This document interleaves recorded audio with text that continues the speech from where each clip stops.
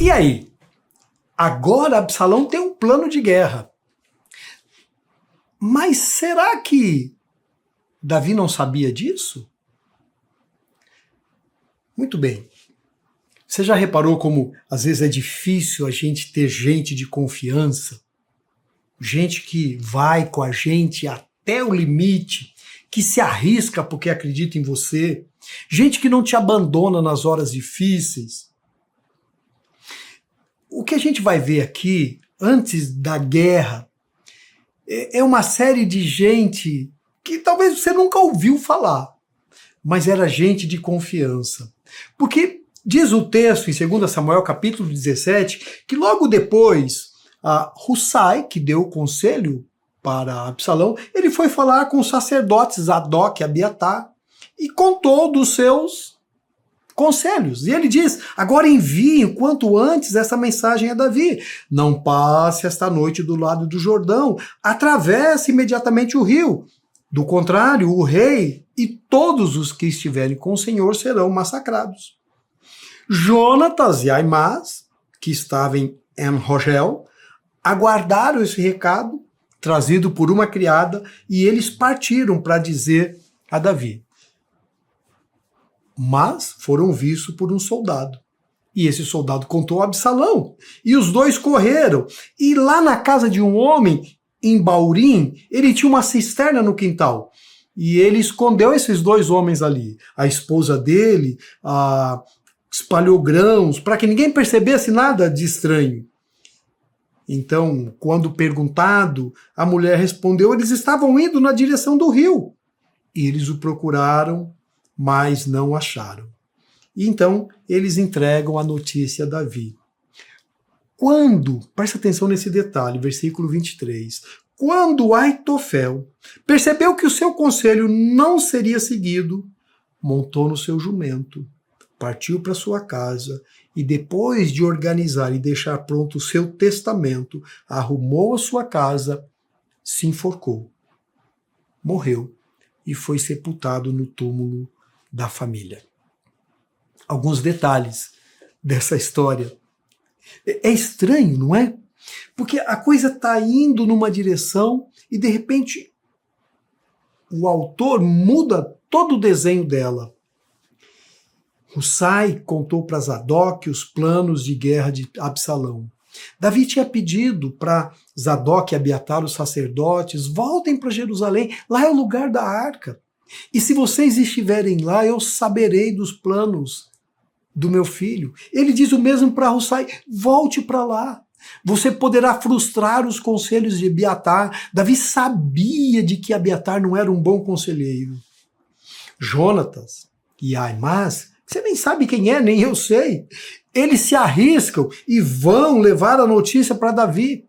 São descobertos, um guarda os vê correndo, mas há uma família que sequer sabemos o nome, uma família de Baurim, um homem e uma mulher, que escondem esses personagens numa cisterna, colocando em risco a própria vida, por amor a Davi.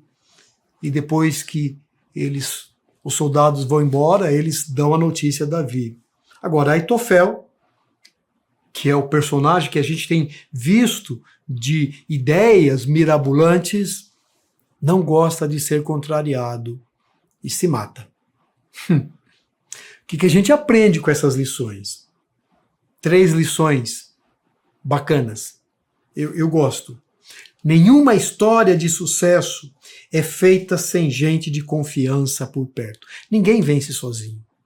Eu preciso de ilustres desconhecidos, de gente que não vai aparecer na foto, de gente que não vai dar reportagem, mas gente de confiança, gente que se arrisca, gente que está comigo. Davi é esse rei porque as pessoas estão com ele. Davi tem o coração do seu povo, não Absalão. Absalão tem o coração de interesseiros pelo poder, interessados em tirar vantagem. Davi tem coração de gente simples, de gente humilde que se arrisca. Ignorar esses não famosos, e aqui é a segunda lição, é ignorar o próprio sucesso de um empreendimento.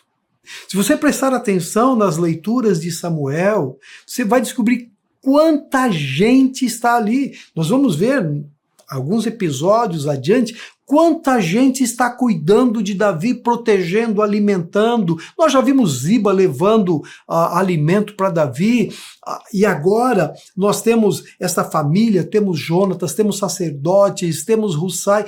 Quanta gente trabalhando com Davi, ainda que debaixo do governo do inimigo, mas o coração não se aparta de Davi. Ignorar essas pessoas é ignorar o sucesso de qualquer empreitada.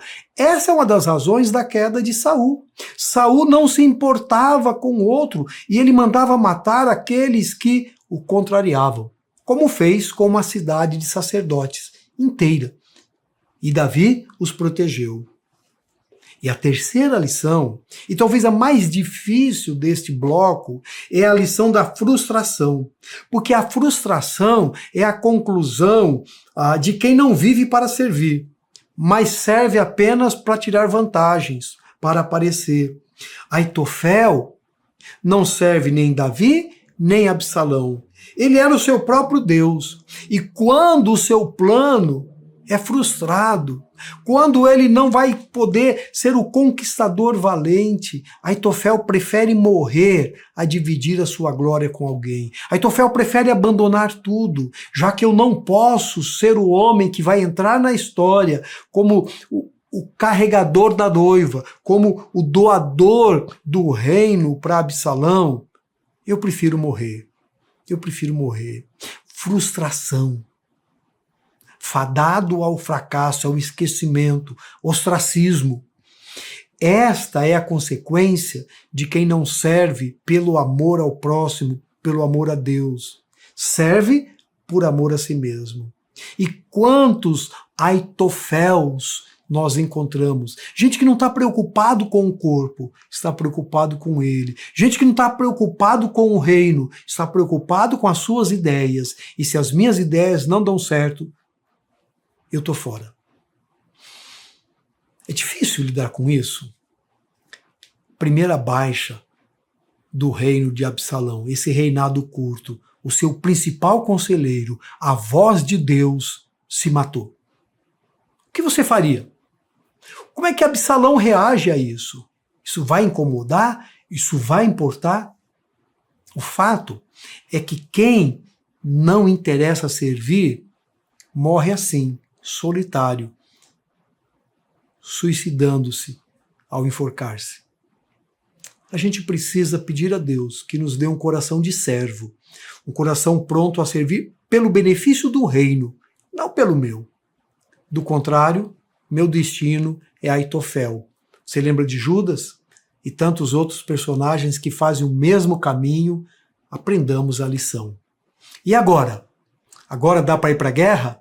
O exército vai caçar de fato? Vamos matá-lo? No próximo episódio. Te espero lá.